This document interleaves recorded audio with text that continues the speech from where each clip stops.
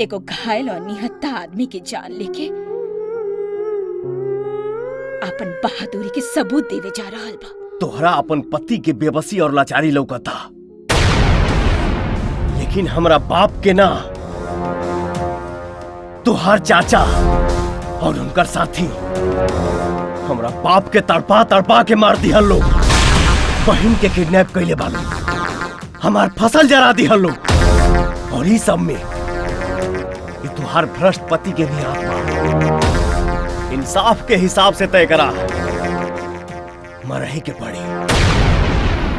मरे और जिए के हिसाब करे के अधिकार सिर्फ भगवान के हाथ में होला। हमरा जैसन पतिव्रता के हाथ में एको अधिकार जरूर बा, सावित्री बनके यमराज से भी आपन पति के प्राण छीने के अधिकार।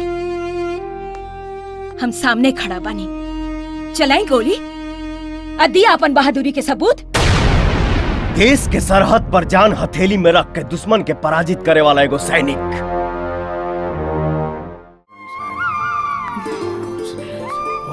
क्या बात है जी, ये सवेरे सवेरे कहाँ के तैयारी बा? और आज रहुआ चेहरा पे बड़ा लाली दिखाई दे रहा बा। किशन के माई, हम ही गांव के मुखिया हैं, हमरा सर पर 20 जिम्मेदारी बा। रहल बात ई चेहरे पे लाली के, किसान के खेत के हरियाली, ओकरा चेहरा पर खुशहाली बन के चमक रहल बा। ई सब तो भगवान के कृपा है ना। भगवान के कृपा और बाबूजी के मेहनत। हाँ बाबूजी, चली नाश्ता कर ली। चला बेटिया, पूछा मत किशन के माई, पूछा मत। आज हम बहुत खुश मानी, बहुत खुश मानी।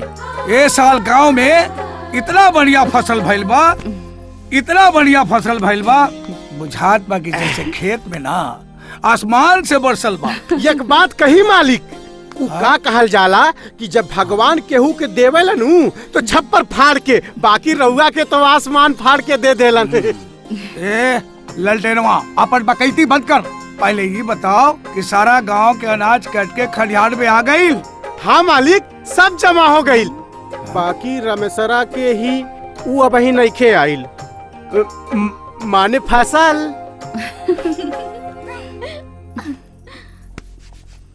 यह समस्या बा। रामेश्वर के जमीन पर गजेंद्र सिंह कब्जा करके बैठल बाड़े, जेकर फैसला आज पंचायत में होके वाला बा। उहुए हम जा रहल बाड़ी गजेंद्र सिंह के समझावे कि उ ई अन्याय के रास्ता छोड़ दा।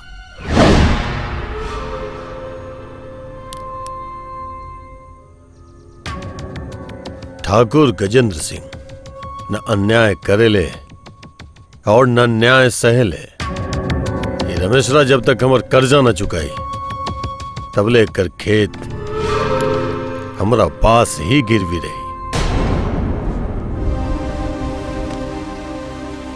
बाकी गजेंद्र बाबू, तोहरा तो अच्छा तरह से मालूम बा रमेशर के पास अभी इतना पैसा नहीं खे, फिलहाल कहाँ से चुकाई? वाह मुखिया जी, तू का चाहता रहो कि जैसे कुकुर पिल्ला पैदा करके गिनती भूला जाले, वैसे हम वो कर्जा दे करके रकम भूला जाए।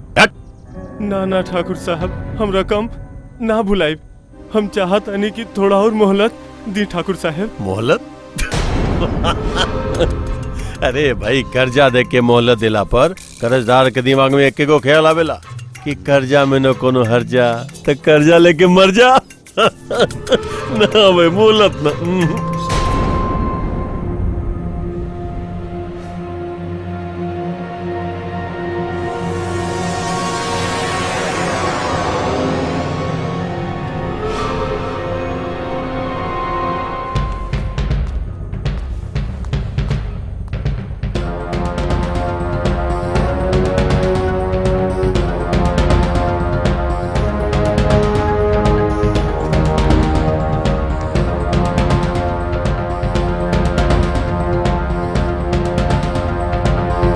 पंचायत पूरा सोच विचार के फैसला कैला सा कि रामेश्वर की जमीन के अनाज के तीसरा हिस्सा गजेंद्र सिंह के मिली और रामेश्वर 40,000 रुपया गजेंद्र सिंह के दिए। मुखिया जी, इतना पैसा हमरा पास नहीं खे। इहो ठीक भइल सरकार, दिया में तो तेले नहीं खे सूखल बाती कब तक भकभकाई। हेलो मुखिया, अब क्या कहे चाहता है? बाकी के चिंता तू मत कर गजेंद्र सिंह। 20,000 रुपया हम दे देम, बाकी के 20,000 5 लोग मिला के दे दी है, वो बिना ब्याज के। रहल रामेश्वर की बात, तो वो बेचारा हमली के धीरे धीरे चुका दे।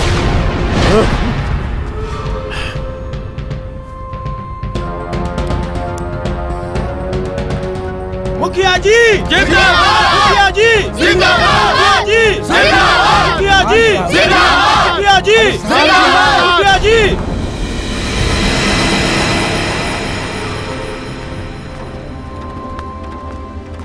हुजूर,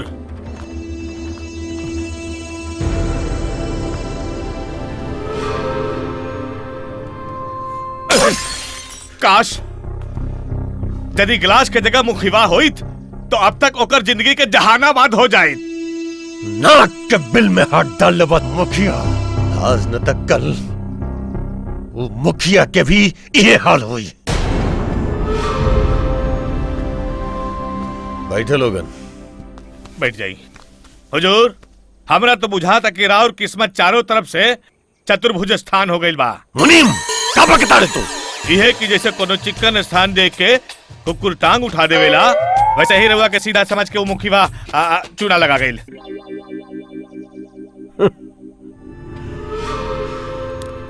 शायद वो मुखिया के पता नहीं खे कि हम खुद कितना बड़का सयाना है। हमरा पता बा हुजूर। का पता बा? यह कि ई बात ओकरा पता नहीं खे, और रउआ के भी एगो बात पता होके के चाहिए।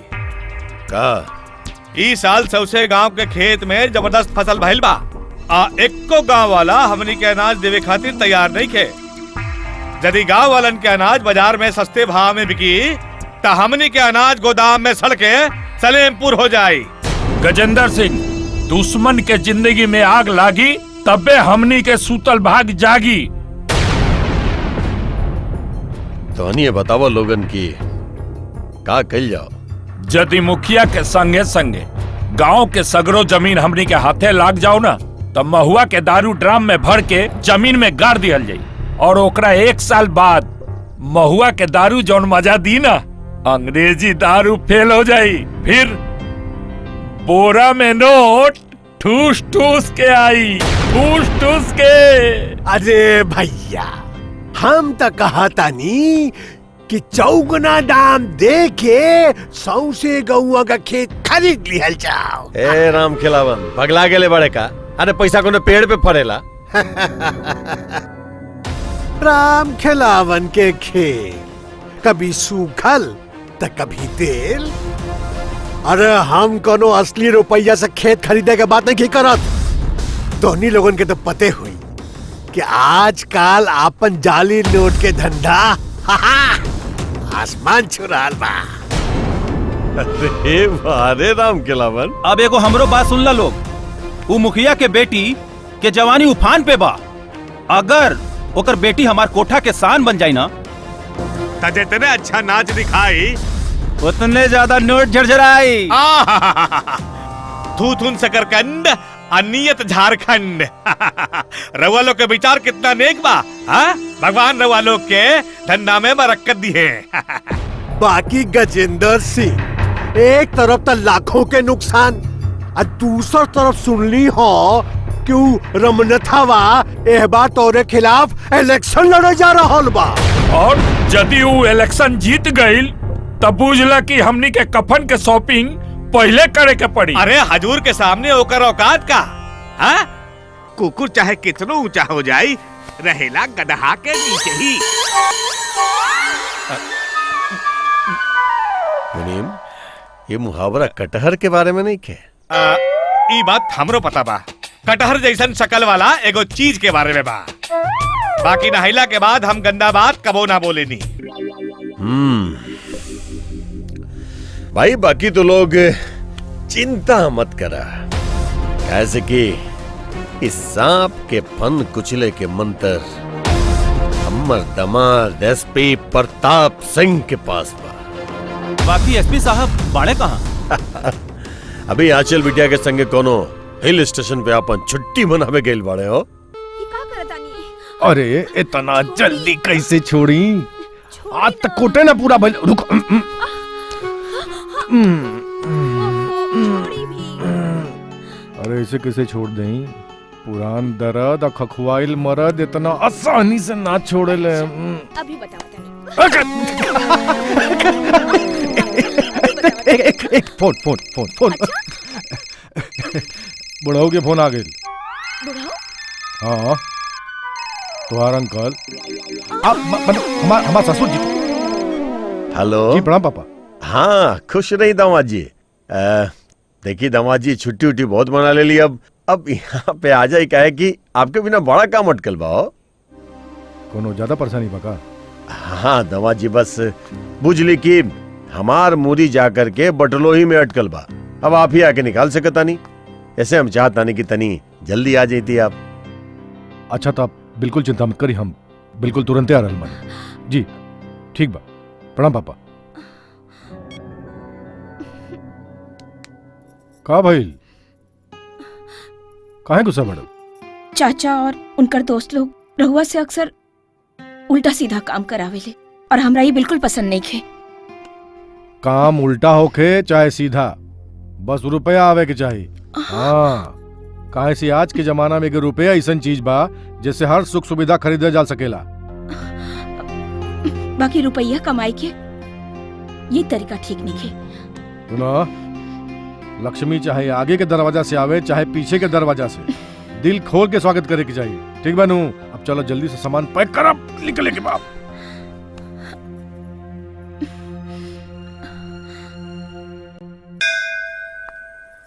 भगजोगनी डार्लिंग।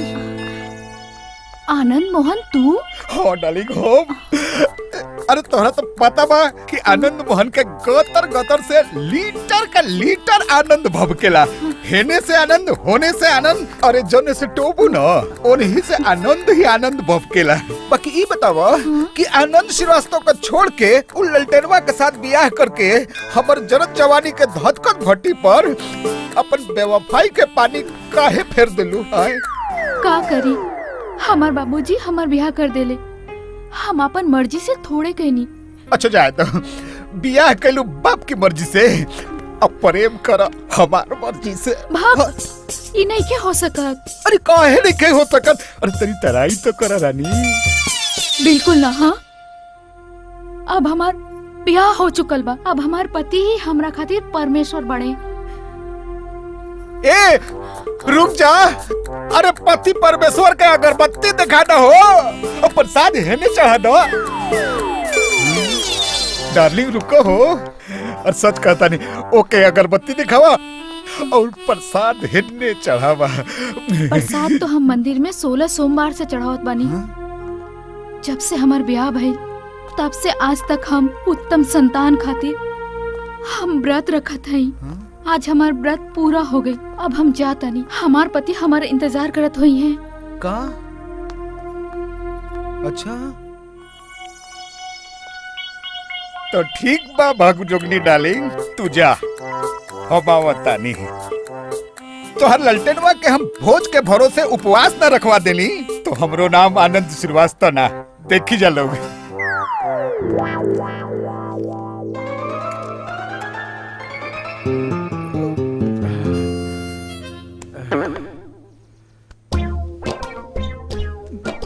ब्याह भइले के 3 महीना पहले से आज तक डेली हम ई दवाई खा रहल बानी। ब्याह तो हो गई, बाकी हनीमून मनावे के अब अभी तक मौका न मिलल। सुहाग रात मनावे के काहे कि हमरा मेहरारू के प्रेयर करे से फुर्सते नहीं के। पूजा पाठ आज छोड़ब ना।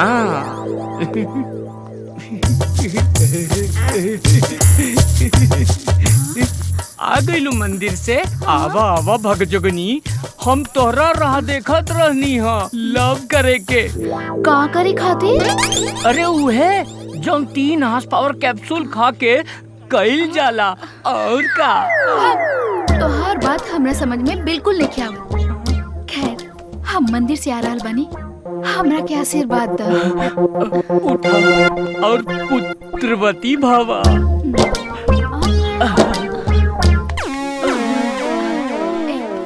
आज ना, आज हमार 16वां सोमवार है। हाँ तो होखे दा ना, 16 हफ्ता से हमू अपन हाथ पकड़ के बैठल बानी। बाकी अब और बर्दाश्त नहीं खे होत, काहे से हमारा एंगर बहुत बढ़ गईल बा। कहाँ बढ़ गईल बा? गुस्सा। सारा गांव के लोग हमरा के ताना मारता, कहता ललटेनवा अपन मेहरारू के संगे कुछ करिए नहीं के सकत, काहे से हमरा पास डेयरिंग नहीं खे। कहाँ नहीं खे? हिम्मत। हमरा पास हिम्मत नहीं खे, लेकिन आज हम तोहरा के अपन हिम्मत भी दिखाई और पावर भी दिखाई। ताकत। सटिया गईल बड़ा का? सटियाइल खखुआइल पानी रानी। कौन रे? मलाक निरंजन। हमार गुरु पंडित लिपिंटिस तिवारी के कहल हो कि जैसे गलत नंबर डायल कैला से सही आदमी से बात नहीं हो सकत, ओ सही गलत मुहूर्त में टराई कैला से उत्तम संतान पैदा नहीं हो सकत। रहुआ के है बाबा? हम श्री श्री 108 श्री मोबाइल बाबा, मोबाइल बाबा, भगवान के नाम पर थोड़ा टॉक टाइम दे दे बच्चा। हॉट टाइम में टॉक टाइम मांगे आइल बानी। तू अपना मुंह के हैंडसेट साइलेंट मोड पे रखो, बुझाई? अच्छा साइलेंट पे रखी। हाँ। अरे हमार बैटरी जरूरत से ज्यादा चार्ज बा। पिछला 6 महीना से वाइब्रेट मोड पे फिक्स बानी और हर एक 24 घंटा में 4 बार ऐसे ही वाइब्रेट होत रहे। ऐसे ही रखल बैटरी खत्म हो जाई तो खुद हिलल डुलल बंद हो जाएगी। रउआ के एकर नेम पता बा? माने नाम? अरे ललटेनवा, हमरा तो तोहरा नाम पता बरे, बाकी ई कन्या का नाम तो हमरा हैंडसेट में बहुत पहले से फिट बा, तो एही से आज हम एकरा के लाइफ टाइम फ्री प्लान देवे आइल बानी। फ्री प्लान बा? जल्दी दे दी ना बाबा। तो सुनो, आजकल तोहर ग्रह नक्षत्र ठीक नहीं खे चलत, एह से आज से 40 दिन तक तू अपना मर्द के अपना आसपास एकदम मत ढूकेगी। ई का कहत बानी मोबाइल बाबा? कि आज से 40 दिन तक भगजोगनी के दिल में प्रेम के एको रिंगटोन ना बजे के चाहिए, न तो औलाद चाइनीज हैंडसेट जैसा घोटिया पैदा होगी, बुझाई? बाबा जैसन रहुआ कहा तनी वैसा ही होई। उत्तम संतान पावे खातिर हम 40 दिन के व्रत और करें। 40 दिन और? ए भगवान, ई बबुआ के अगला जन्म में कुकुर बना के ऐसा गांव में सेट कर दिया है जहाँ एगो कुकुरी न मिले।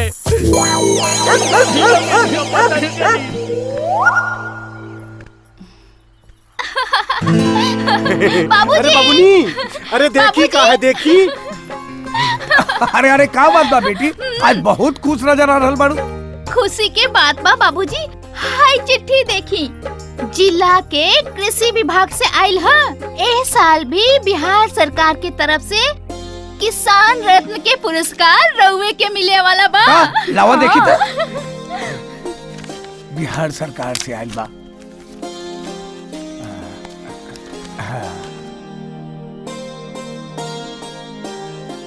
ये तो बहुत खुशी के बात बा किशन के भाई। ये तो भगवान की कृपा और राउर मेहनत के नतीजा है जी। मालिक, यह खुशी में कोनो जोरदार कार्यक्रम होके के चाहिए। बाबूजी, यदि किशन भैया ऐजा होते तो कितना अच्छा होखत।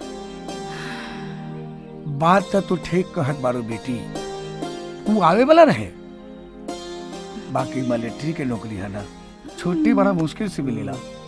ओकर फोन आई रहे, घर आवे खातिर छुट्टी के दरखास्त दे देले बा। अरे रुका,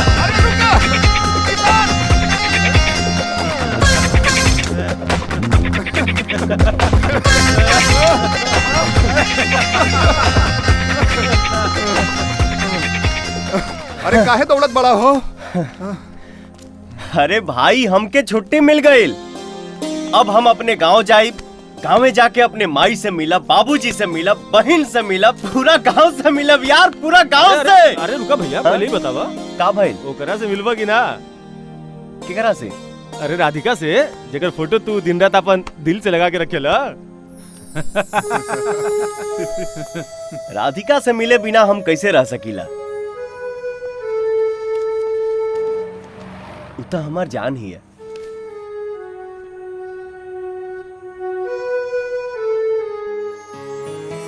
संसार से सुनर सिंगार सहज सुहाला, तू जब ताके लो तो तुझसे मोहब्बत हो जाला।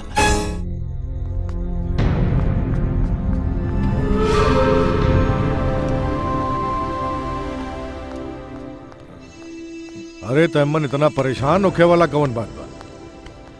रहुआ लगी बताई कि मुखिया और गांव वालन के अनाज कहाँ इकट्ठा बा? मुखिया के खलिहान में। पापा एगो काम करी रहुआ, मुखिया के खलिहान में आग लगवा।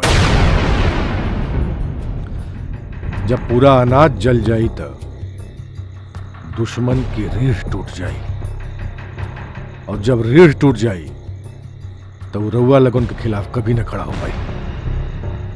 बाकी अगर वो पुलिस में रिपोर्ट लिखावे पहुंच गई तब?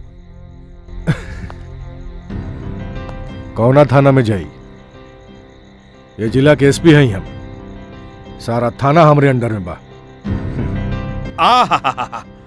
माने की थाना दामाद के मुट्ठी में, कानून सरकार के पॉकेट में। वाह भाई, दामाद होके तो प्रताप बाबू के जैसन। सही बात बा ना? लाखों में एक। हे, आज 5-5 गो गोली खैले पानी। अरे टेबलेट, आज हम भगजोगनी के न छोड़ब, एकदम न छोड़ब। ए जी, मंदिर जाए के देर हो रहा बा, तनी बटन बंद कर दी ना। अच्छा, तू चाहता रू के हम ऑफ करी, बाकी हम ऑफ ना बल्कि ऑन करब। का ना करबा और का करबा? बटन बंद ना करब, बटन खोलब। ए हो जी, हमरा भीतर भी कुछ इतना हो खही के रहे। उ कहा कि जब तू सुतल रहलू तो हम तोहरे टी में हम टेबलेट डाल देले रहे। का डाल देला? चाय में दवाई। तब तो मंदिर जाए के प्रोग्राम कैंसिल।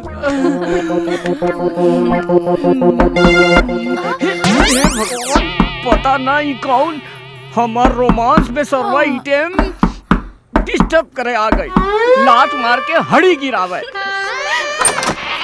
हैं? अलोक निरंजन, मोबाइल बाबा आ गइलन भगजगनी। बाबा, रोमांस टाइम में डिस्टर्ब करल जरूरी रहे का?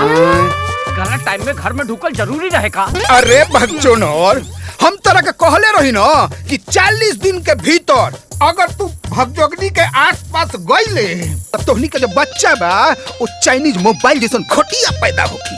आयरा, अच्छा भइल बाबा, रउआ सही समय पे आ गई नी। अब कोनो उपाय बताई बाबा। उपाय बा कन्या, ई देखो अलोक निरंजन।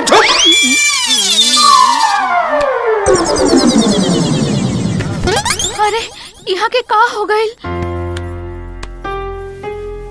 ए जी,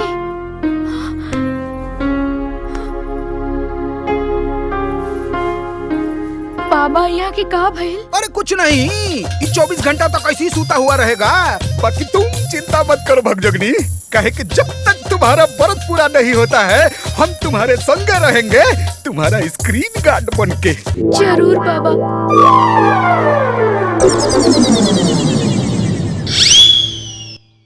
मुखिया के किस्मत में तकील हम ठोकब मुनीम जी। बस एक बार खाली ओकरा खरियान में आग लगावे भर के देरी बा। हजूर, दुश्मन के याद कहनी या दुश्मन हाजिर आ गइल सरवा। अपन जीत के ट्रैक्टर चलावे राउर करेजा के हरदिया चौर में। अरे मुखिया जी, आई मुखिया जी, प्रणाम प्रणाम। अरे आई धन्यवाद गंवार जी, आप हमारी गरीब खाना पे पधारनी है। ए कलुआ, अरे काम करते नहीं, 2 गिलास पानी लेके आओ रे। पानी मत, नींबू और चीनी डाल के बढ़िया सा शरबत बना के ले आओ। अरे बैठी मुखिया जी आप। जी मुखिया जी बोलिए, हुक्म करी। हम तो सादर निमंत्रण देवे वाले बनी रहुआ। कौन बात के? रहुआ मालूम बा, हर साल के तरह ये साल भी किसान रत्न पुरस्कार सरकार हमरे के देवे वाला बा। अरे मुखिया जी, खुशी के खबर सुन के तो हमार सीना 36 से 72 हो गइल भाई। यही खुशी के एवज में एगो जश्न के प्रोग्राम रखल गइल बा। रउआ लोगन के अगर उपस्थिति हो जाई तो हमनी के खुशी दोगुना हो जाई। अरे मुखिया जी, आपके खुशी हमार खुशी भाई। अब हम काहे ना आइब, हम आइब जरूर जरूर आइब। बहुत बहुत धन्यवाद गजेंद्र बाबू। अच्छा जी, अच्छा तो प्रणाम हमरा के मुखिया आज्ञा जी। दी। हम जरूर आइब। हाँ ठीक बा ठीक बा। हजूर, ई सरवा तो खड़े खड़े इक्के झटके में रउआ के दुखी बना गई। राउर सिवान जैसन मुंह के पचरुखी बना गई। मुनीम, एक न एक दिन कुत्ता के भी दिन बदलेला, लेकिन एक मतलब ही थोड़ा ना होला कि कुत्ता के औकात शेर से भी ज्यादा हो जाए। माई, ये लोग क्या हमें ले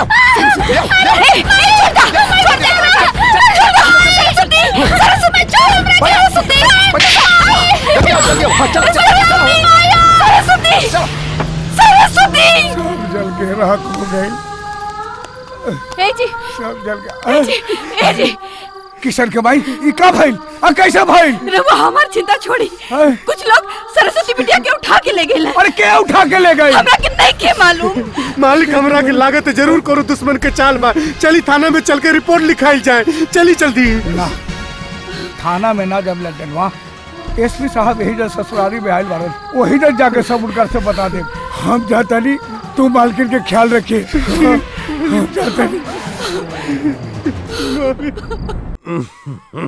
अरे देखला भाई, हमार दामाद जी के कारनामा।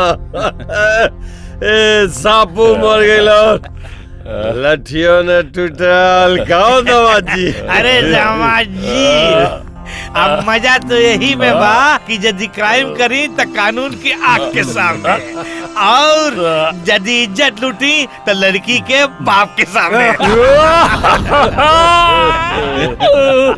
देखा भाई, हमारा राय में कानून वो सुविधा के नाम है जेके जब चाहे अपना मर्जी के हिसाब से इस्तेमाल कर लेवे के चाहिए। हाँ, लेकिन ए खातिर हिम्मत और बुद्धि चाहिए। भाई, हम तो दामाद जी से बहुत खुश बानी, और तोहनी के तो मालूमे बा कि हमार देसी दारू के फैक्ट्री बा, वो बिना लाइसेंस के। तो हम सोचतानी कि खुशी के मौका पे 10 पेटी दारू दामाद जी के पास भेजवा दी। भाई, राम खिलावन के खेल, कभी सूखल तो कभी तेल। रउआ के शायद ये बात मालूम नहीं के कि हमार जाली नोट छापे का प्रेस बा। ऐसे हमारा तरफ से दामाद जी के नाम 2 करोड़ जाली नोट। अब इस संत चौधरी के सुना लो। मुजफ्फरपुर के चतुर्भुज स्थान से लेके छपरा के भगवान बाजार तक हमार 7 गो कोठा बा। तो हमरा तरफ से दामाद जी खातिर 7 दिन तक लड़की फ्री। ये भाई बुझाता कि सब केहू के चढ़ गइल। अब हम चलत हन। हाँ दामाद जी, इससे पहले मामला हो जाए भिल्दी, रउआ इज्जत बचा के चल दी। आज मुखिया के खरिहान में आग लगवा दिया। ओकर मेहरारू के मार के अदमुआ करवा दिया। और ओकर गदराइल बेटी के उठवा लिया।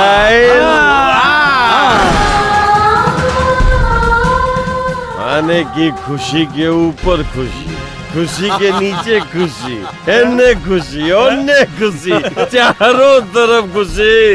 ऐसे जम के मना लो खुशी।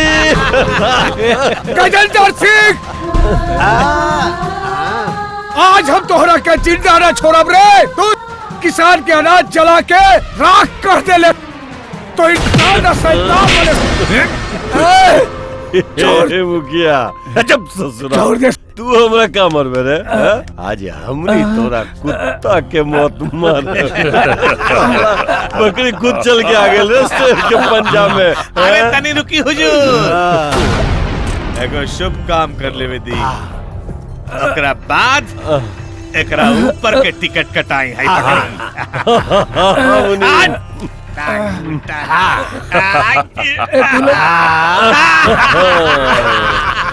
अरे हंसले तू लोग, बाकी याद रख हमार बेटा किसान तू लोग के ना छोड़ी, ना छोड़ी। किसान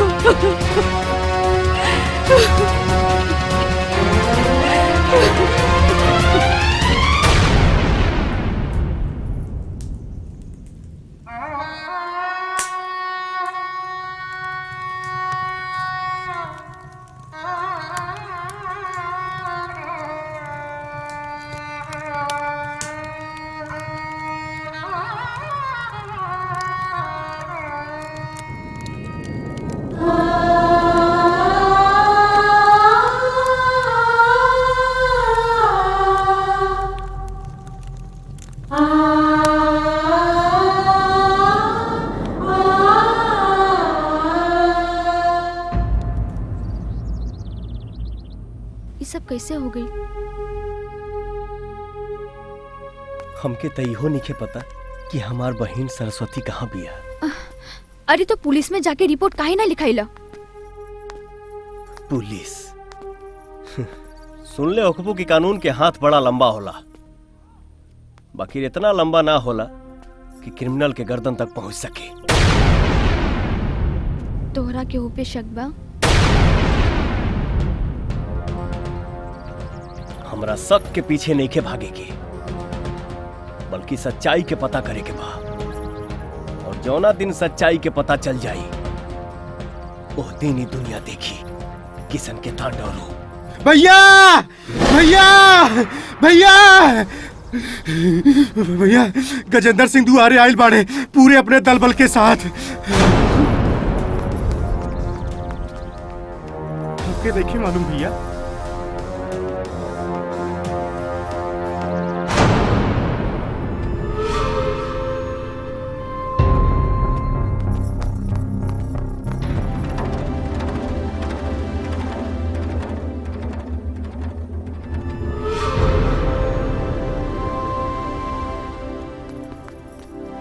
क्या बात है बेटा? वो कहा कि तोहर बाबूजी मरे के पहले अपना सारा जमीन जायदाद हमरा पास गिरवी रख के 20 लाख रुपया कर्जा ले रहे और वादा करे रहे कि जे फसल हुई तो ओकरा सब बेच बाच के सब कर्जा चुका दे। अब देखा बेटा, अब ना रहल फसल ना रहले तोहर बाबूजी।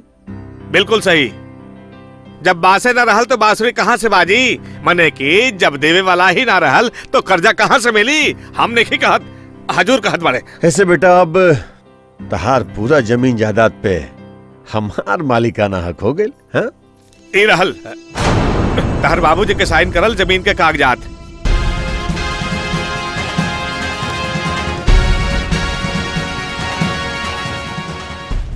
हमके मालूम बा कि हमारा बाबूजी के कर्जा लेवे के कोनो जरूरत ना रहे, काहे कि अक्सर उनसे बातचीत होत रहे। और वैसे भी हमारे बाबूजी पढ़ल लिखल रहा, से ये अंगूठा के निशान नकली है। मतलब ये अंगूठा के निशान नकली बा? हाँ? तो हर बाप ले लक असली रुपया और दे ले ससुरा नकली अंगूठा के निशान। हाँ? हजूर बूझ ली कि इनकर बाबूजी अंगूठा के निशान ना दे गईले, बल्कि जाते जाते रवा के अंगूठा दिखा गईले। हाँ करे तो हर बाप बेईमान रहेगा। एकरा आगे अगर एक शब्द भी हमारा बाबूजी के बारे में बोल ले तो ऐसा हाल करब कि ना उठ पाइबे ना बैठ पाइबे। अरे देखत का बड़े मार के कर दे ससुरा के।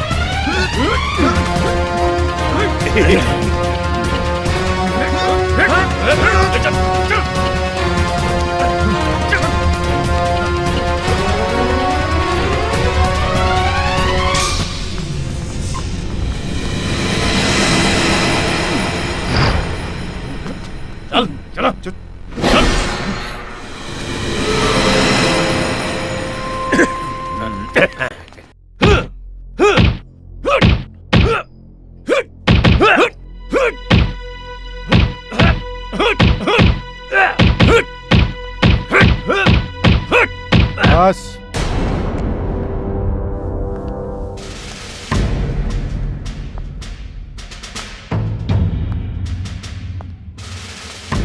वो जमीन अब ठाकुर साहब के है। यदि वो तरफ मुंह करके भी खड़ा भइले तोर ऊ हाल करब कि पता न चली काल तक तोहरा शरीर में मुंह रहे तक केने रहे।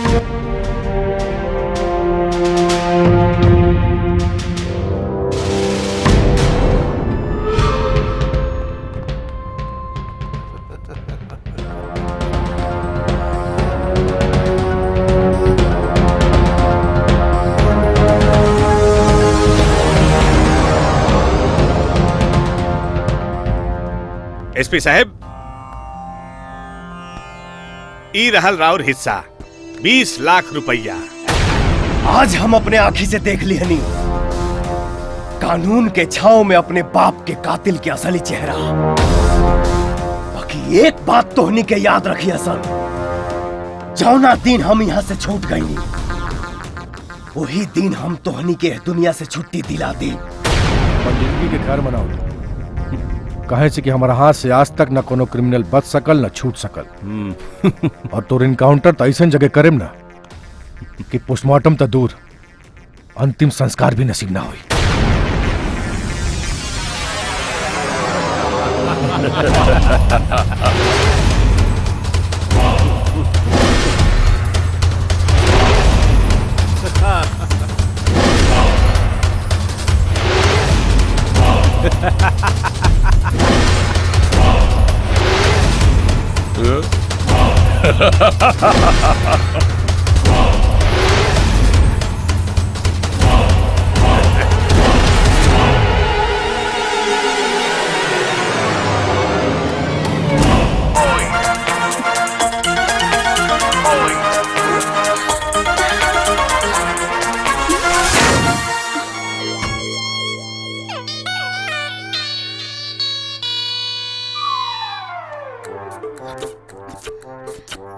जय प्रणाम बाबा।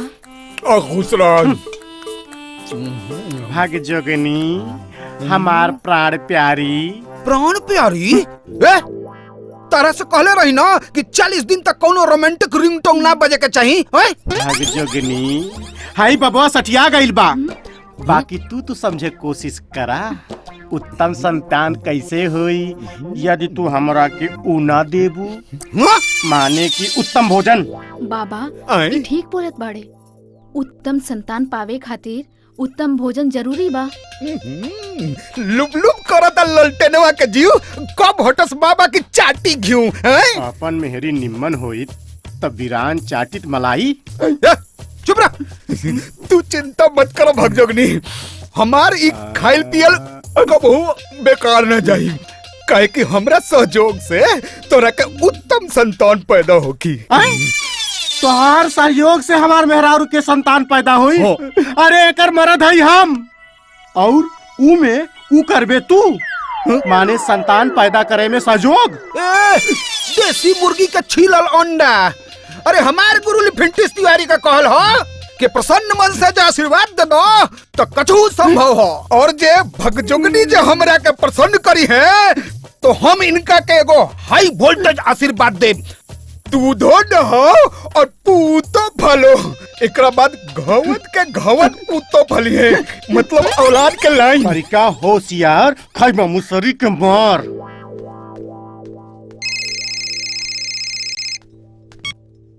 हेलो हेलो साहेब, कब से भाग गए साहेब? का? हाँ साहेब। ठीक बा, हम वही आवत नहीं। जी साहब।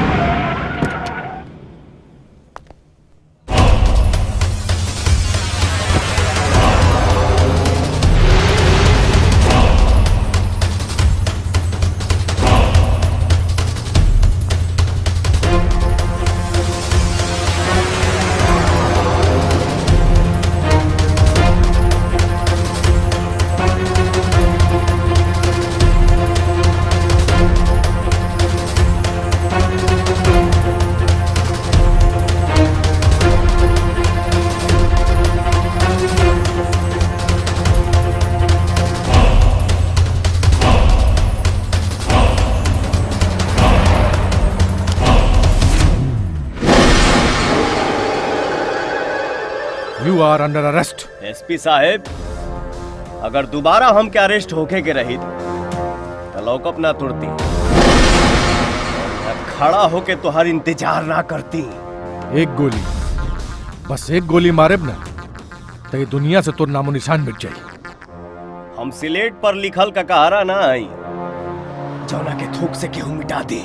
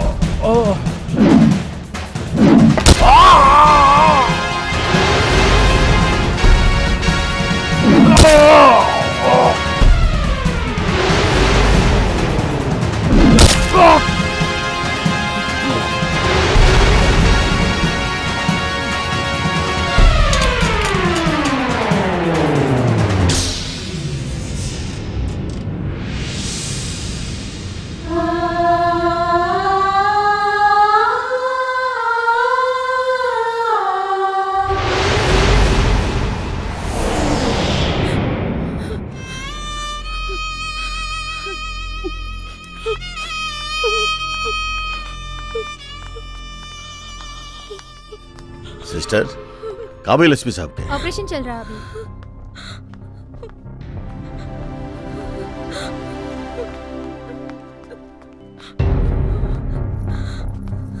बेटी रोवो मत, धीरज रखा, दामाद जी बिल्कुल ठीक हो जाइए। बस चाचा, अब बस। कब तक धीरज रखी हम? कब तक? रउआ लोगन के काला धंधा के हम आज तक चुपचाप देखत रहनी। धीरज रख के हम अपना पति के गलत काम में भागीदार बनत हमेशा देखत रहनी। धीरज रख के हम अपना जिंदगी की खुशी में पाप की जहर मिलत देखत रहनी। कब तक धीरज रखी बताएं, कब तक?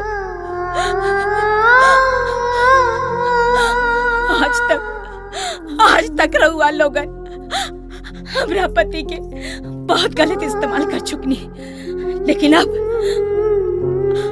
अब हम ही ना होके देम। हम अपना पति के ये पाप के दुनिया से अलग करके रख लेम, अलग कर लेम। डॉक्टर साहब, अब कैसन हालत बा उनकर? हालत मैं क्या बताऊं, कुछ ठीक नहीं है। ऑपरेशन तो हो चुका है, बट कंडीशन खतरे से बाहर नहीं है। जब तक पेशेंट को होश ना आ जाए तब तक हम कुछ नहीं कर सकते। सॉरी, और वैसे भी हमारे हाथ में कुछ नहीं है। अब तो बस भगवान की प्रार्थना करिए।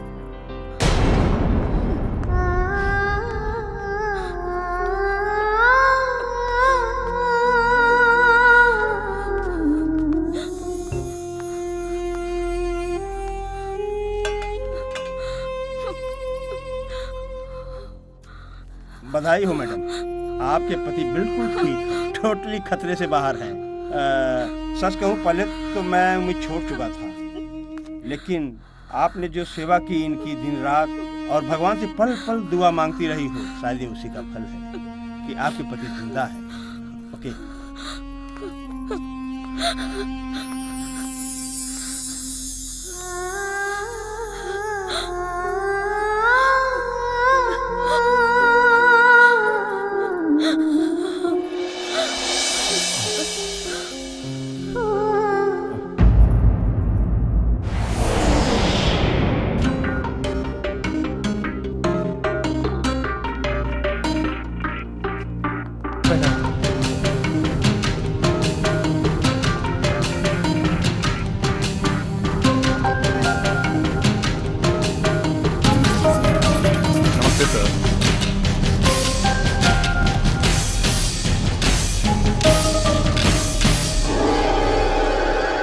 यस सर।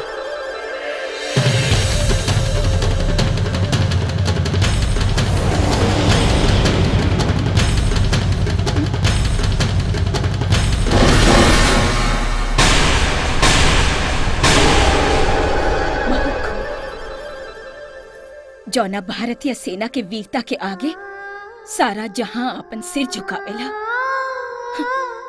उहे वीर सेना के एगो सैनिक आपन भेष बदल के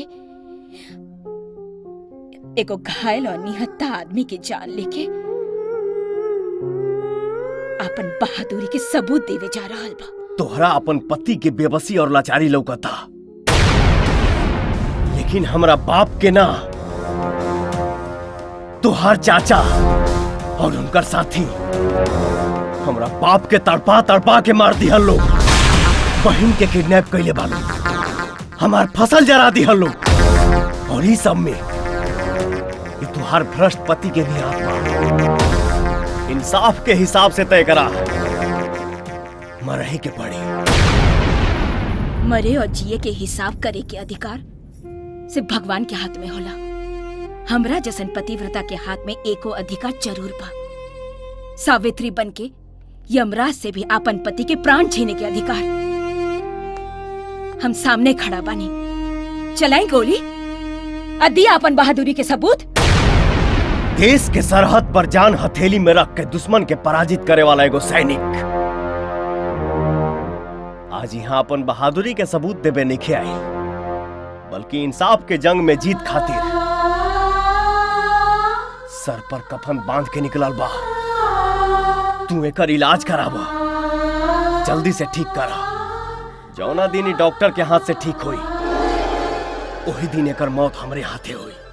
ई तो अच्छा भइल कि दामाद जी के जान बाज गई, न तो किसनवा उनका के मुआवे में कौनो कसर न छोड़े रहे। वो सब भगवान जी के कृपा। अरे भैया, भगवान जी तो उपकार करबे करेले। अरे हजूर के धर्म कर्म के लिस्ट इतना लंबा बा कि यदि छपरा में बैठ के कागज पर लिखल शुरू कइल जाओ तो लिखे वाला लिखते लिखते आरा पहुंच जाए, लेकिन लिस्ट पूरा ना हो। चला अच्छा बैल की दामाद जी के जान तब बाज गई, लेकिन अब तनिक किसनवा के बारे में सोचा जा लोग। उस सांप के तफन कुचलल बहुत जरूरी बा।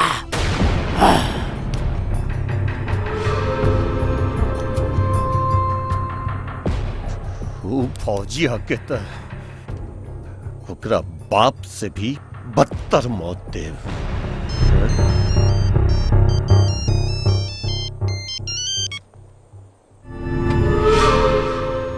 के बोला ताड़े? तो आर बाप। ए फौजिया किसन मां, तोहर हिम्मत कैसे भइल रहे हमरा फोन करे के? अभी तक खाली फोन कैले बानी, बाद में तोर खून भी करा। जुबान पे लगाम दे, गला मत फाड़। और सुन, ते अपन चारों साथी और दामाद के संगे संगे अपना जिंदगी के उल्टी गिनती गिनल शुरू कर। तू सुन ले, कल हमार ट्रैक्टर तोहार खेत पे चली। अगर तू एक माई के दूध पीले बाड़े ना तो हमरा रोक के दिखा दे। जे हमारा खेत में ट्रैक्टर चलाई, हम अपन खेत में ही ओकर चिता जला दे। ठीक बा, तो चल तू कल दिखा दे। तू एक बाप के बीच से पैदा भइल बाड़े रे भिखारी के जना, एक बार खाली हमरा सामने आके दिखा दे।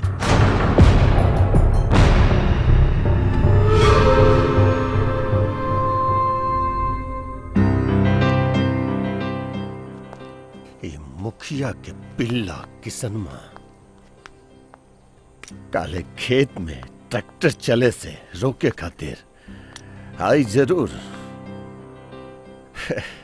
आई तो अपन दोनों टांग पर, लेकिन जाई काले अर्थी बेला दाके।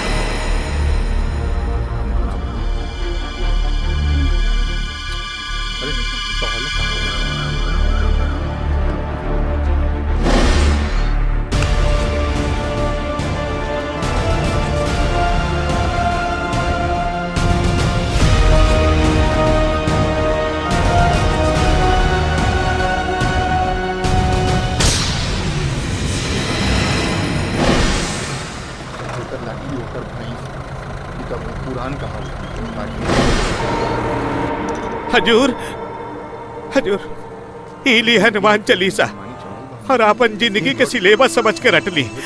किसनवा आई तक जिंदा ना छोड़ी। अरे चुप कायर! गीदड़ एक बार अपन मौत के गला लगावे शहर जा सकेला। फौजी किसनमा के माई का दूध में तक दम नहीं के जे अपन मौत के डर से यहाँ आई। अगर आप भी जाए ना ससुरा यहाँ से जिंदा वापिस न जाए।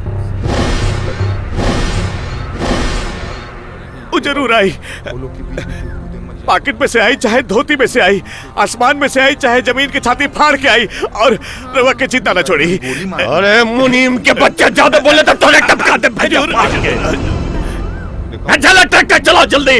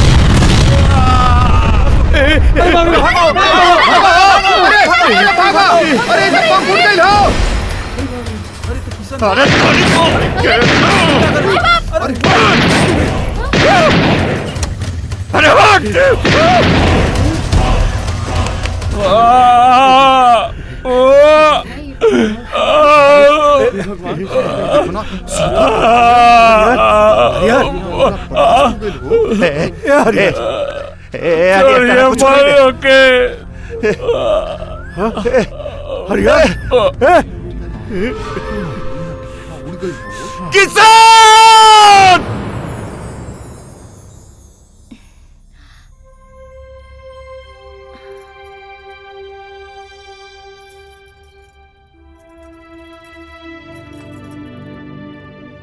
आंचल,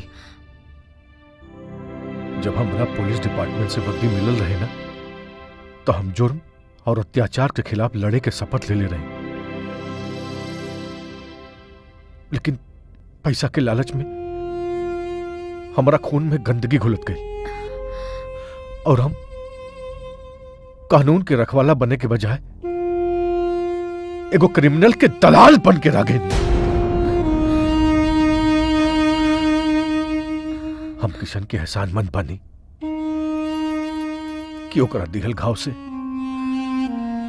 हमारे शरीर के सारा गंदा खून निकल गई और तोहरा त्याग और सेवा भाव से भी हमारा आंख खुल गई। अब तक हम वो आदमी के खिलाफ लड़त रहनी जे देश के बॉर्डर पर दुश्मन से लड़के हमनी के रक्षा करेला।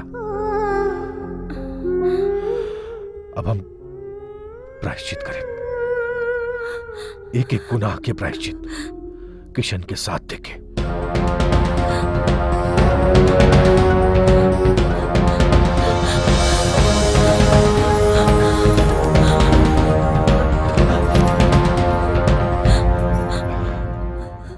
हम देवी माई से मन्नत मांगले रही कि जब रवा ठीक हो जाए तब हम मंदिर जाके गरीबन के खाना खिलाएं। ऐसे अब हम मंदिर जा रहे बानी। ठीक बा, तो जल्दी जा भाई, शुभ काम में देरी ना करे के। आज हाँ।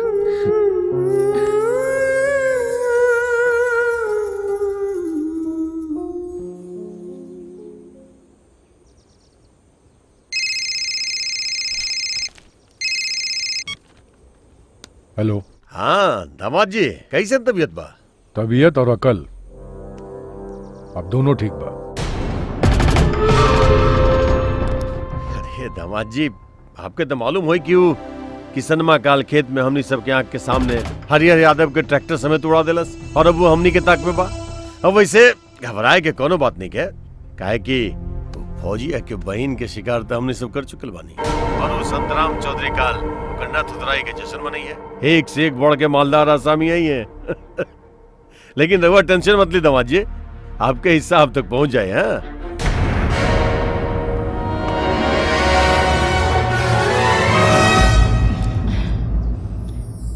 खुश रहा। झुक झुक जिया बेटा। बहन जी रउआ लोग एजा के बड़ा अच्छा कहनी, हमार जी जुड़ा गईल। बाकी जवन रउआ लोगन के साथे भइला बहुत बुरा भइल। किशन, सरस्वती के कुछ पता चलल कि ना?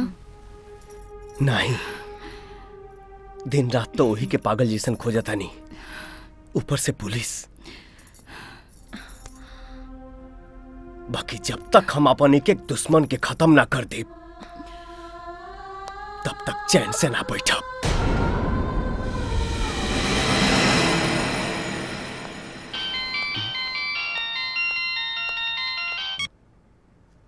हेलो, के बोला था? तोहार दोस्त। तोरे बहन के पता चल गिल बा किशन। कहाँ भी हमार बहन? जल महल में। आज रात ओकरे इज्जत का नीलामी होखे वाली बा। बचा सका तब बचा ले ओकर इज्जत।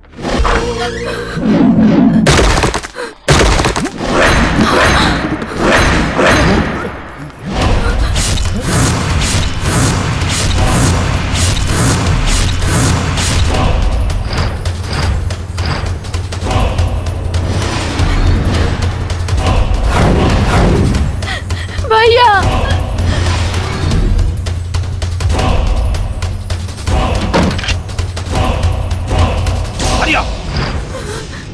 शंकर, भीमा, जिंदा बच के न जाके चाहिए। मस्त। जी भैया।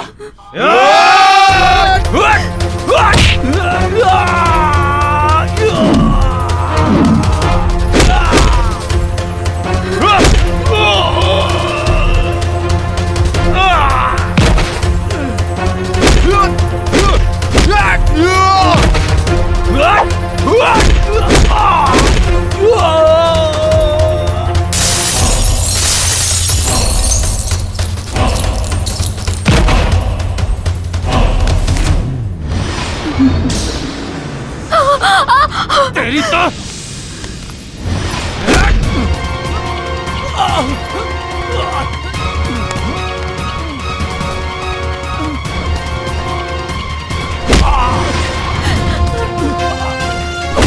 मारो भैया के।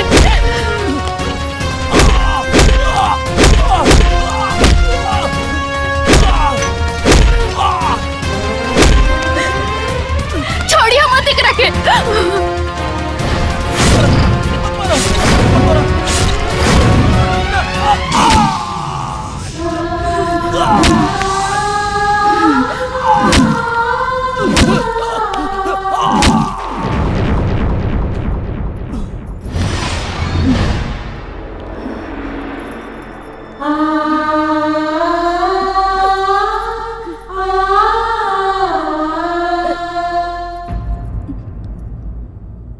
एक समय वो भी रहल, कभी 100 से गांव में कपड़ा लत्ता भोजन सब हमार पति बांटत रहला। और आज हमरा के अपन मुंह छुपावे खातिर अपन होखे वाली बहू के घर में रह के पड़ता। ये सब समय समय के बात है। अरे नाही, रउआ ऐसन बात काहे करतानी? इहो तो रउरे घर है ना? हाँ माँ जी, अम्मा एकदम ठीक कहतानी। यहाँ तो रउरे घर है। माई, सरस्वती, माई, माई, सरस्वती, कैसन बाड़ू? ठीक तो बाड़ू ना? माई, ठीक बानी माई। माँ जी, जेकरा किशन जैसन भाई होगी ओके भला का होई?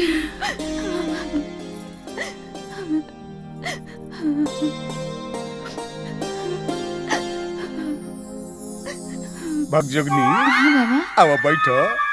जी बाबा जी, लागले बानी जी। हमार गुरु लफिंटिस तिवारी का कहल हो कि बिना गुरु के कर्म नहीं ठहर सकता है। ई का कहा तनी बाबा? अरे हमरा कहे का मतलब ई हो कि बिना गुरु के ज्ञान नहीं प्राप्त हो सकता है। तो ये बताओ तो ललटेनवा संग अपना जवानी काहे जियान कर रहा है जी? हैं?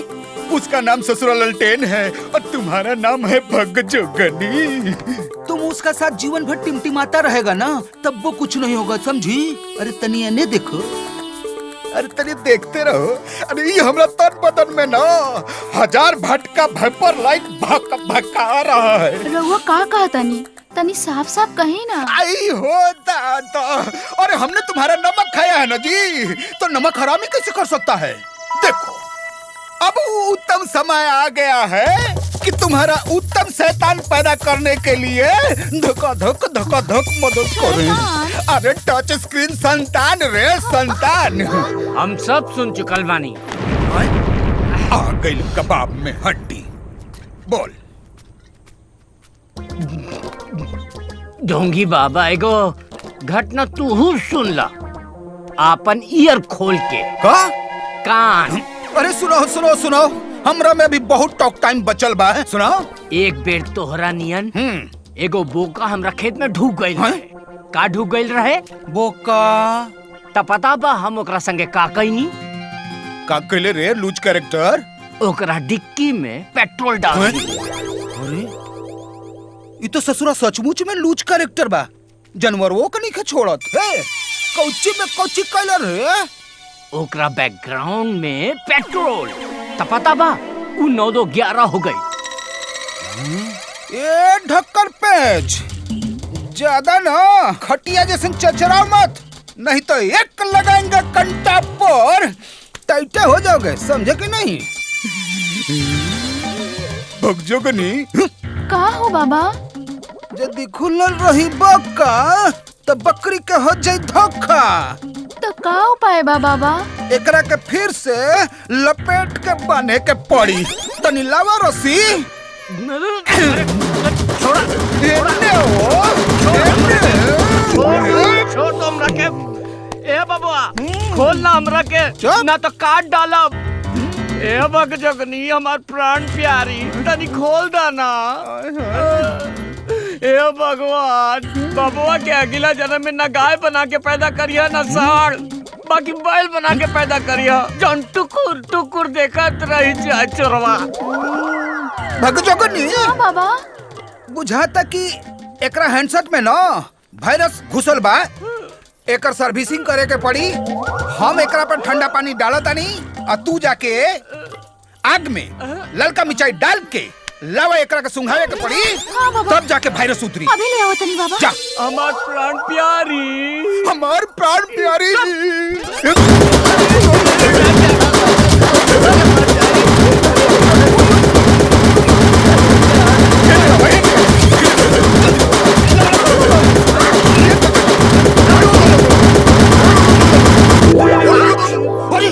तो दारू पीले हो ना, तो एकरा मुखसूदी खातिर एकरा मुंह में 50 ग्राम आगो डाली के पड़ी।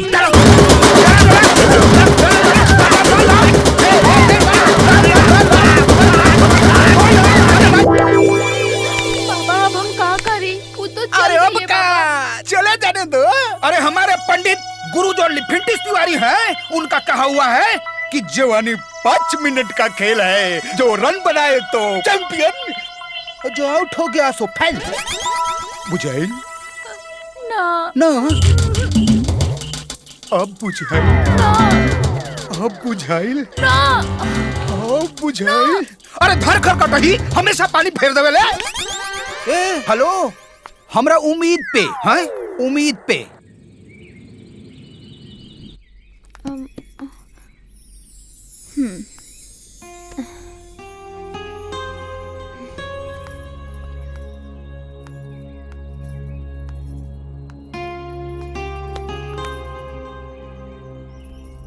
किशन, तू एको बहादुर फौजी हवा, और बहादुर फौजी कबो उदास ना हो खेले।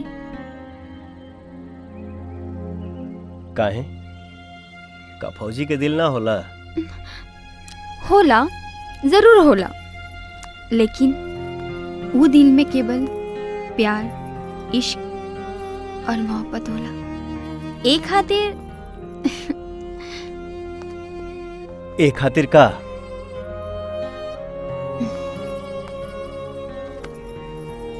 I love you. इस समय हंसी मजाक वाला नहीं के।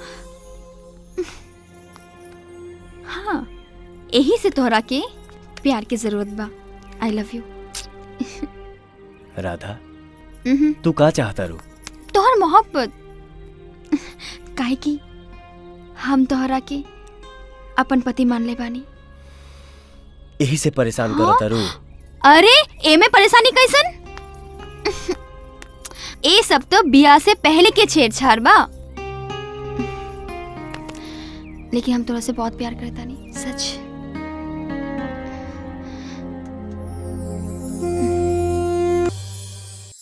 देखी, किसनमा सबसे पहले ट्रैक्टर समेत तू हरिहर यादव के बम से उड़ा दिलस। ओकरा बाद ही संत चौधरी के भी उहे मार ले बा। हम तो कहते कि कैसे भी उस ससुरा के पकड़ी और पकड़ के फांसी पे चढ़ा दी। ठाकुर साहब, रहुआ तो पता होगी कि कानून के सबूत चाहिए। बिना सबूत के केहू के सजा नहीं दिहल जा सकत। और का सबूत बाकी किसनवे कुल कैले हा। लेकिन दामाद जी, एक मिनट। कानून केहू के दामाद ना होला, न ही केहू कानून के ससुर। ससुर दामाद के रिश्ता कानून के मैदान से बाहर। अरे वह ठीक कहा था नहीं इंस्पेक्टर साहब। बाकी तनी हमनी के ई बताई कि ई केस में कानून का करे जा रहा है। किसनवा के सजा देवे में इतना सोचे वाला का बात बा? सरे के नाक में 1000 वोल्ट के करंट दे दी ही, हाँ, देह बरौनी के पावर प्लांट हो जाई। 2 मिनट तक थरथराई और फिर शांत हो जाई। हमने की कहत, हजूर कहत बड़े। अजब, हम कुछ होने की कहत, हमारा भी दिमाग काम नहीं की करता। देखिए एसपी साहब, कुछ करी। एगो पुरान कहावत सुन ले होगबलू कि कानून का हाथ बहुत लंबा होला। और कानून पे भरोसा रखा, काहे से कि बहुत जल्द कानून के हाथ असली क्रिमिनल के गर्दन तक जरूर पहुंची है। बाकी कब पहुंची एसपी साहब? जब वो क्रिमिनल के हाथ हमने सबके गर्दन तक पहुंच जाए तब। इस सारा क्राइम के पीछे केकर हाथ बा, या तो तोहनी के पता बा या हमरा के। हमारे को मुफ्त के सलाह है कि अपन क्राइम के फाइल खोले से पहले तू लो अपने आप के कानून के हवाले कर दे। ना तो जवना दिन किसनवा के बांसुरी बाजल, समझ ल तू लोग के मुंह के नंबर लागल। ठाकुर, संभाल के। ए ठाकुर, कहाँ बढ़ रे? कनकटवा, कुकुर के औलाद। मुनीम, होश में तो पड़े तू। तार मेहरारू के ढिप धाप, मोहरम ससुर धरती है। तार बहिन के लिल्ले पो। अरे ससुर, फिर कुछ बोलने ना तो जान सब। ये सब हम देखी कहा, किसनवा कहा था। किसनवा इतना बढ़ गई कि हमरे गलिया दिला। हम देख ले। अरे किसनवा के बाद में देखिया, पहले अपन दामाद के देखो। आज तक ले जौन पत्तल में खात रहे वही में छेद कर रहल बा। छेद पत्तल में छेद ना कर रहल बा, पत्तल में झाड़ा फिर रहल बा, झाड़ा। ओ हमरी के जान के खतरा बनल जाता। हमरा न मालूम रहे कि वो एसपी एक दिन ऐसा गिरगिट के जैसे रंग बदले ससुरा। अरे तमें सोचे के कौन बात बा। राम खिलावन के खेल, कभी सूखल तो कभी तेल। ऊ करो तुहर सगा दामाद थोड़े हा, ओकरो के ऊपर भेज दा। जैसे तू अपन बड़ भाई के गला दबा के ऊपर भेज देल रहा, आ खुद नीचे रह के। चुप चुप चुप चुप। दीवार के भी कान होला। एकदम चुप, एकदम चुप। ए, जो एकरा ले जो दूर जो।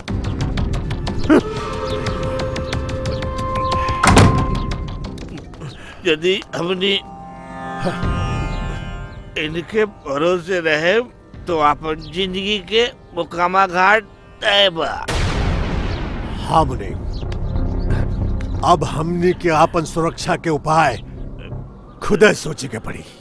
तो कोनो आइडिया लगाई महाराज। मुनीम, आइडिया तो हमरा बस एक जगह आवेला जब लचकेला कमरिया अम्मा केला बदनवा छमा छम। हेलो। हाँ हम राम खिलावन पांडे बोला तानी। देखा फोन मत कटिया बेटा। पहले हमारी बात सुन लो बेटा। हम जाना तानी कि हमार नाम सुन के तू गुस्सा से आग बबूला हो जाइबा, लेकिन हमें हमार कौनो दोस्त नहीं के बेटा। अरे पापी गजेंद्र सिंह के बात में आके हमरा से कुछ भूल हो गई, कुछ पाप हो गई बेटा। हम वो पाप के प्रायश्चित करने के चाहता नहीं बेटा। हमरा के जिए के बाद मुँह के नहीं के बेटा। देखा बेटा तू ऐसा करा, हमरा फैक्ट्री पे आ जा। हम अपन मुअल माई के कसम खा के कहते कि हमारे पास तोरे जमीन जायदाद के जितना कागज बा तोरे चरण में रख के माफी मांग ले। हमरे जिंदगी के बख्श दिया बेटा। बाकी तू हमारे फैक्ट्री पर आइया, जरूर आइया बेटा। ठीक बा, हमारा हल बनी। छोड़ अब ना, आ तू फैक्ट्री पर।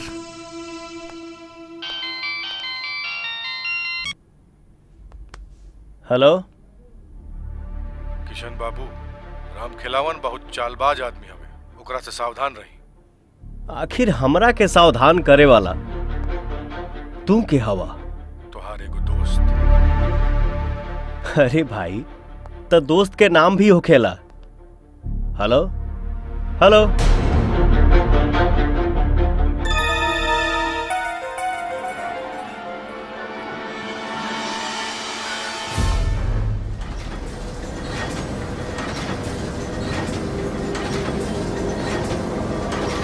पूरा इंतजाम हो गया लानू।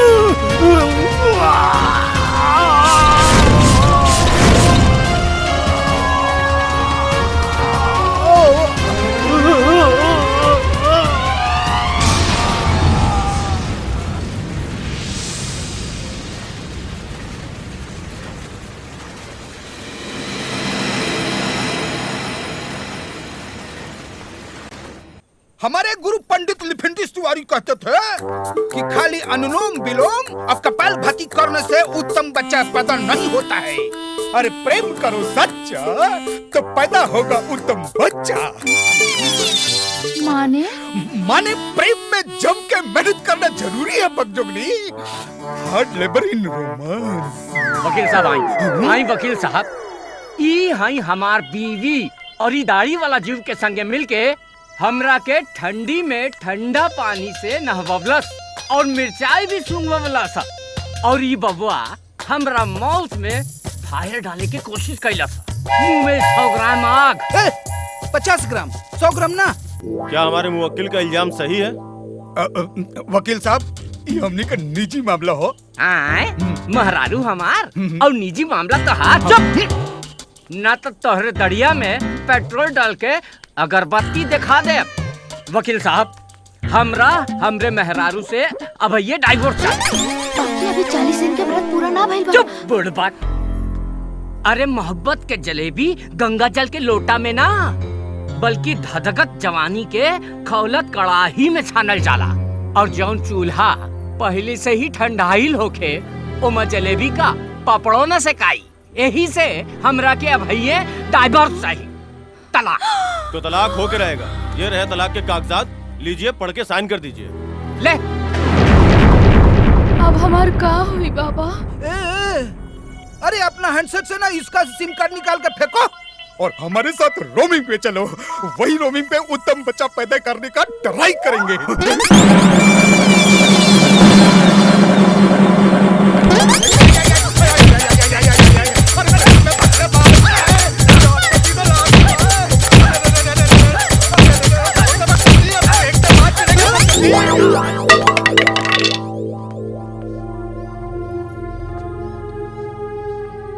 ए जी, जवन डायल करे चाहता नहीं वो डायल करे आई ना। का जी घायल करे के प्रोग्राम गाता। डायल करे के प्रोग्राम बा।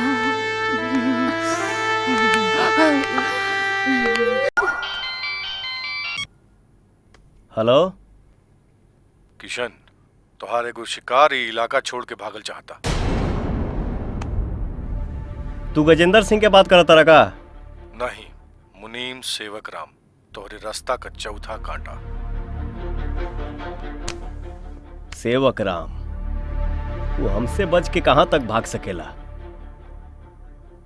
बाकी तू अपन नाम तो बतावा। Hello hello.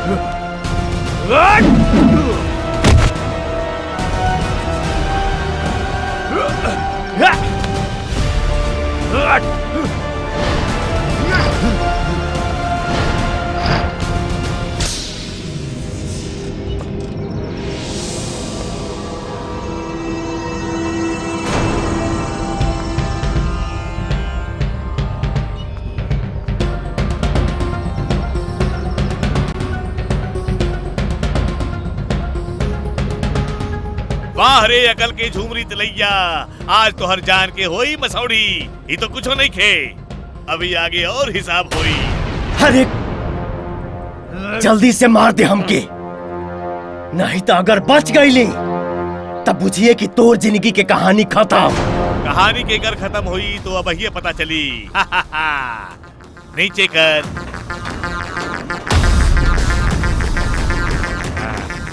और हाँ, किस्त में कर, धीरे धीरे नीमन पिटाई होके के चाहिए।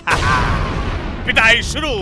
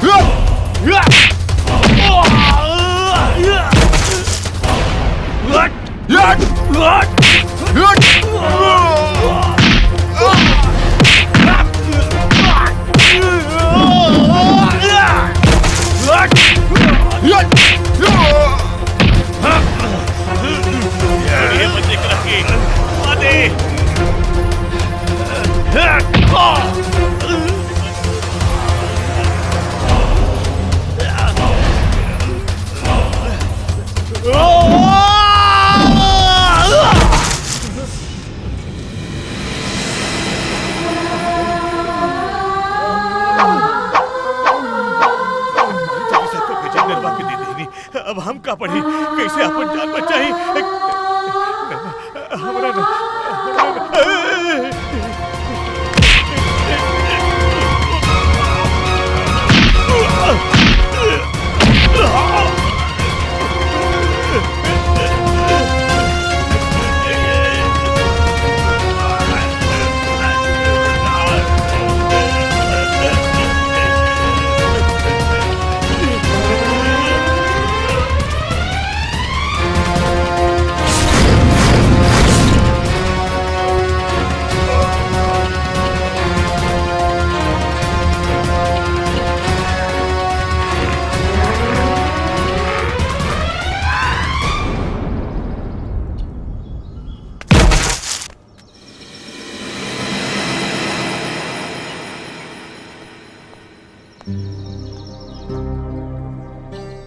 हम जाना तानी कि फोन पर हमारा दुश्मन के बारे में हर खबर तू ही देत रहला। बाकी अब हम देखे के चाहतानी कि यह लड़ाई में हमार मदद करे वाला हमार दोस्त के है। हमार चेहरा देख के तोरा कोनो खुशी तो ना हुई, लेकिन फिर भी तू कहा तारा तो ला।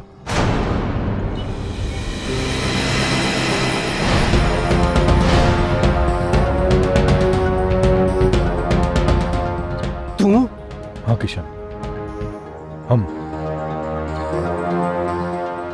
हम हो तो हर गुनहगार है, बाकी प्रायश्चित की आग में जल रहा बानी। तू चाहता तू हमके मार के अपन बदला ले सकता रहा, तो हर गुनहगार है हम। हमार मदद करे खातिर बहुत बहुत धन्यवाद। बाकी ऐसे तो हर गुनाह कम नहीं हो सका। आज तो हर गुनाह के सजा मिली, जरूर मिली। बाकी तुहार सजाए मौत ना,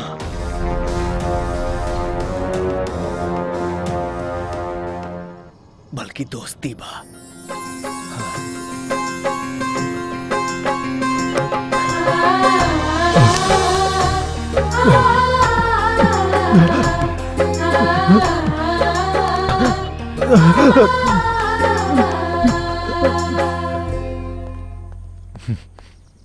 किशन बेटा, अच्छा भैल जे आ गईला। राधिका गायब बाड़ी, उनकर कुछो खबर नहीं की, पता ना कहाँ चल गई।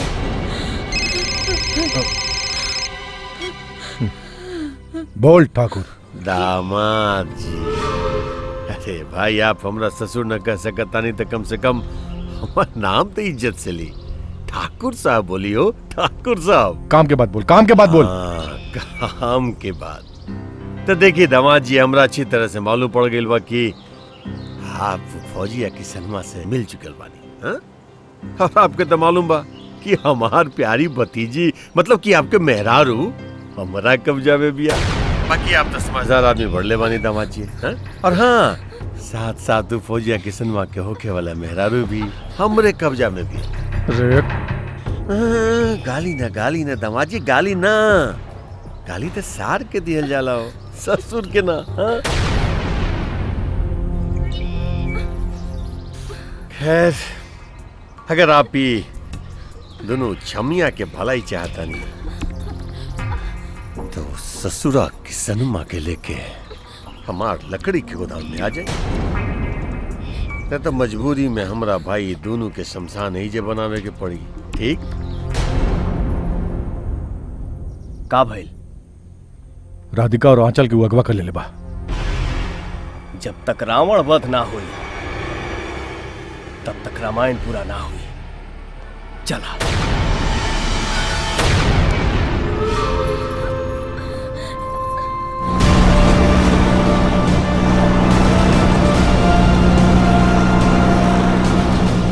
हमने के साथ ऐसा जुल्म रवा काहे खातिर कर रहल बानी चाचा जी? चाचा जी? कैसे चाचा जी? अरे केकर चाचा जी? अरे हम केकरो चाचा उचा नहीं भाई, हम ही दौलत के चाचा।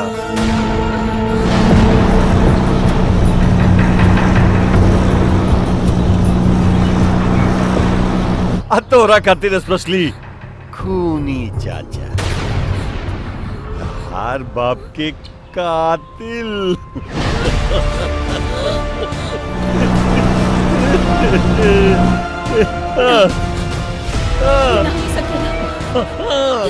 ये ना हो सकेला, ये झूठा, ये सच बाबू, ये झूठा।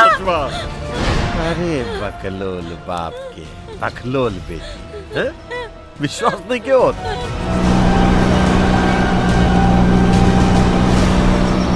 ले हाय देख हमार ई असली रूप।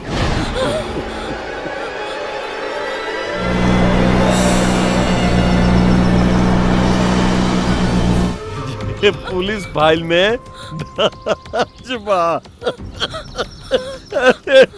पर पूरा जिला जवार के सामने रईस ठाकुर बन के जियत रही। बाकी हम बानी बड़ा घिनौना चाचा। ये सच बा। अगर ये सच है तो इहो बात इतना सच है कि आज तोहरा जिंदगी के ई दिन आखिरी है। हाँ, आज तोहरा के मरे से क्यों नहीं बचा सकत?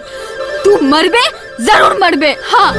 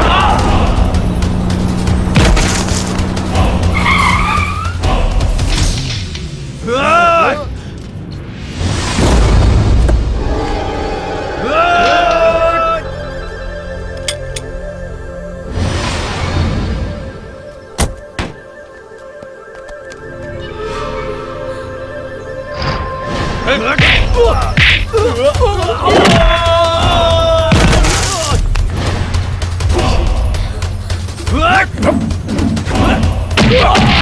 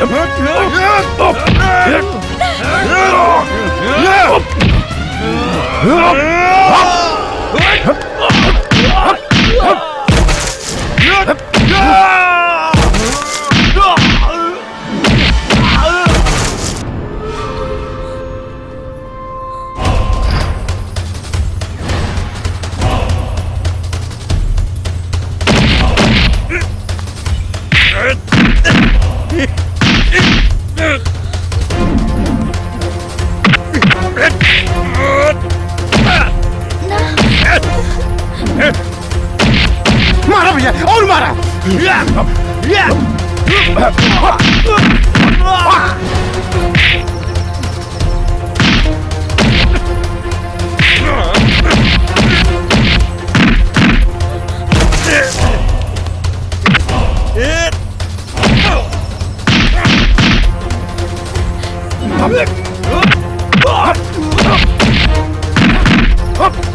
हाँ भैया।